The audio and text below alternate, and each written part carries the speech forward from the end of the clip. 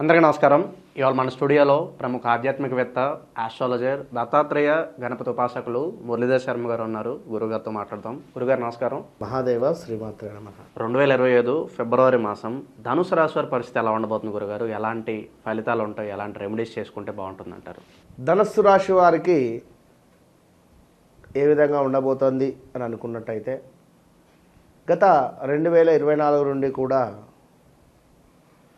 దగ్గర దాకా వచ్చి పనులు మిస్ అయిపోవడం, ఉద్యోగ మార్పిడులు కావచ్చును, వర్క్ ప్రెషర్ కావచ్చును, అవమానాలు కావచ్చును, అవరోధాలు కావచ్చును, అసలు మంచి చేయకపోతే చెడవడం కానీ, అసలు మనం ఫుల్గా ఎఫర్ట్ పెట్టి చేస్తున్నామే, నాకు గుర్తింపు లేదే అనుకోవడం కానీ, అసలు నన్ను ఎవరు ఎట్లా ఇష్టం వచ్చినట్టుగా అట్లా వాడేసుకుంటున్నారు అనేటువంటి భావన కావచ్చును, భార్యాభర్తలలో అన్యోన్యత లోపించడం కావచ్చును, భార్యాభర్తలలో ముఖ్యంగా ఎవరికైనా ఒకరికి హెల్త్ ప్రాబ్లం రావడం కావచ్చును, భార్యాభర్తలలో ఎవరికైనా ఒకరికి మనీ రిలేటెడ్ ఎక్కడైనా ఇన్వెస్ట్మెంట్ చేసి కష్టం రావడం కావచ్చును, ఇది ఒకరికి చెప్పుకోలేక మనోవేదన గురి అయ్యేటువంటి పరిస్థితి కావచ్చును, వీరు అన్యోన్యంగా ఉండే సమయంలో ఏదైనా డిస్టర్బెన్స్కి గురి అయ్యేటువంటి పరిస్థితులు కావచ్చును. ఇలాంటి సిచ్యువేషన్స్ అయితే ఎన్నో ఎదుర్కొంటూ ఉన్నారు. ఇక్కడ అనూహ్య ఆపద, చేయని తప్పుకు మనము మాట పడడము, అదేవిధంగా బంధుమిత్రులతో కూడా కొన్ని మనస్పర్ధలు కూడా ఏర్పడ్డాయి. అది తెలుసో తెలియకనో కొంత ప్రయాణాలలో కొన్ని ఇబ్బందికరమైనటువంటి సంఘటనలు కూడా ఎదురైనటువంటి పరిస్థితులు ఉన్నాయి. కనుక మాట పొదుపు. ఈ ఫిబ్రవరి నెలలో మాట ఎంత అంటే అంత పొదుపు ఉండాలి. కొంత శరీరము కూడా ఒక లేజినెస్గా, వేడిగా అయిన దాఖలాలు కూడా ఉన్నవి. కనుక మరీ ముఖ్యంగా ఈ ఫిబ్రవరి నెలలో, ఈ యొక్క జనవరి నెలలో కానీ ఫిబ్రవరి నెలలో కానీ వీరు కొంత అనారోగ్యము, వేళ తప్పిన భోజనము, అదేవిధంగా కొంత వైరము, రెడీ గొడవలకు. ఇక ఇప్పుడు ఏమిటి అంటే అధికంగా డబ్బు టెంప్ట్ చేసి ఖర్చు పెట్టిస్తుంది. ఇక్కడ పిల్లవాడు వస్తాడు. పిల్లవాడు వచ్చి, అమ్మ మా ఫ్రెండు ఐఫోన్ కొన్నాడు, నాకు కూడా నువ్వు కొనియాలి ఐఫోన్. వద్దురా నాన్న, ఎందుకు ఐఫోన్, వేరే ఒకటి చిన్న ఫోన్ అనుకో. లేదు వాడు కొన్నాడు, ఖచ్చితంగా కొనియాలి, ఇది మన ఇజ్జత్గా సవాల్ అంటాడు కూడా వచ్చి. చలో అంటది తల్లి, లేదా తండ్రి కావచ్చు. తండ్రి అంటాడు అనడం కానీ తల్లి అయితే ఖచ్చితంగా అంటుంది. ₹1,00,000 క్రెడిట్ కార్డు ఏదో ఒకటి ఇచ్చేస్తుంది, కొనేస్తారు. 1 lakh. ఏం లక్ష? 1,10,000, 1,20,000.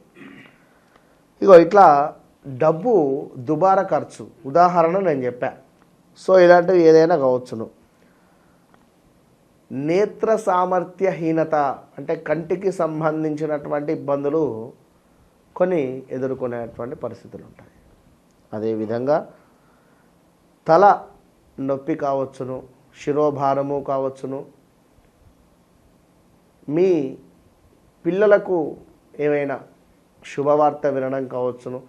ధనస్సు రాశి పిల్లలకు వివాహం జరిగింది గత 1-2 years బ్యాక్. పిల్లలు కన్సీవ్ కావచ్చును, అదో శుభవార్త. కొడుకు పుట్టవచ్చును, కూతురు పుట్టవచ్చును, ఇలాంటివి. ఇక మరొక విషయం ఏమిటంటే ఈ ధనస్సు రాశికి సంబంధించి కొంత లాభాలు అద్భుతంగా ఉంది అనుకునే సందర్భంలో లాభాలు మందగింపు ఉంది మనకి ఈ సంవత్సరం. ఈ యొక్క నెలలో లాభాల మందగింపు, నమ్మినటువంటి వారి నుండే మోసము ఏర్పడే పరిస్థితి, నమ్మక ద్రోహము ఏర్పడే పరిస్థితి కనబడుతున్నాయి. కనుక మాట ఎంతో పొదుపు. తొందరపడి మాట జారి అయ్యో అట్లా కాదు ఇట్లా అని అనే బదులు ఒక్క నిమిషం ఆగి మాట్లాడండి, ఒక్క సెకండ్ ఆగి మాట్లాడండి. అదేవిధంగా కొంత విందు వినోదాలకు వెళ్ళి హెల్త్ ఖరాబ్ చేసుకోవడం కానీ, మత్తు పానీయాలకు ఎక్కువగా అడాప్ట్ అవ్వడం కానీ, ఎక్కువగా కూడా ఫంక్షన్స్కు అటెండ్ అవ్వడం కానీ, నాన్ వెజ్ రిలేటెడ్ పుష్టిగా భుజించడం కానీ దీనివలన కొన్ని ఇబ్బందులు ఎదుర్కొనే పరిస్థితి ఉంటుంది. సో కేతువు మీకు మంచి స్థానంలో ఉన్నాడు, 10వ భావంలో. 10వ భావంలో ఉన్నప్పుడు ధనుసు రాశి వారు నాన్ వెజ్ రిలేటెడ్ వాటికి దూరం ఉండాలి. ఉంటే కేతుగ్రహము 10వ భావం అంటే ఉద్యోగం, మంచి ఉద్యోగం కానీ అద్భుతమైనటువంటి వ్యాపారాన్ని కానీ తను మీకు ఇస్తాడు. ఇది గమనించుకోండి. ఇక ఈ యొక్క ధనస్సు రాశి వారికి ముఖ్యంగా చూసుకున్నట్టయితే సప్తమ కుజుడు ఎగ్జాక్ట్లీ ఆపోజిట్ లుక్లో ఉంటున్నాడు. దీని వలన ఉదర నేత్ర సంబంధిత ఇబ్బందులు, భార్యాభర్తలలో కలహాలు, వస్తు నాశనము, కుటుంబంలో కొన్ని గొడవలు, బంధుమిత్రులతో కొన్ని గొడవలు ఏర్పడే ఛాన్సెస్తో పాటు శ్వాసకోశ ఇబ్బందులు, ఉదర నేత్ర ఇబ్బందులు, రుణ బాధ, అదేవిధంగా కొంత అగౌరవము జరిగేటువంటి సందర్భము, వీటి నుండి మనం డైలీ దేవాలయానికి వెళ్ళి దీపారాధన చేయడం కానీ, ఆంజనేయ స్వామి ఆరాధన కానీ, అర్చన కానీ చేసుకోవడం వల్ల మనం చెప్పినటువంటి వాటి నుండి కొన్ని మాత్రమే మనకు ఎదురవుతాయి, అన్నీ ఎదురుగావు. ఇప్పుడు నేను ఎంతోమంది ధనుసు రాశిని చూస్తున్నారు, వారు డైలీ మా దేవాలయానికి వస్తూ ఉంటారు, ఎంతో ఆనందంగా ఉన్నారు వారు. ఇప్పుడు ఏదైనా చేసుకుంటే బాగుంటుంది, చేసుకోకుండా ఉంటే ఎవరేం చెప్పలేరు. కనుక గురువులను కలుస్తూ ఉన్న రోజు, గురువులతో మాట్లాడుతూ ఉన్న, అన్యోన్యంగా ప్రేమగా ఉన్న గురుబలం పెరుగుతుంది. దానివల్ల అంతా శుభమే ఉంటుంది, ఎక్కువగా ఇబ్బంది కలగదు. సో ఇంకా ఓవరాల్గా చూసుకుంటే ఈ యొక్క ధనస్సు రాశి వారు శనైశ్వరునికి నల్ల నువ్వులను దానంగా ఇస్తే బాగుంటుంది. అదేవిధంగా ఒక అద్దమును దానంగా ఇవ్వండి, చక్కటి అద్దము, మిర్రర్. అదేవిధంగా నిమ్మకాయలను దానంగా ఇవ్వండి రాహుకాలంలో.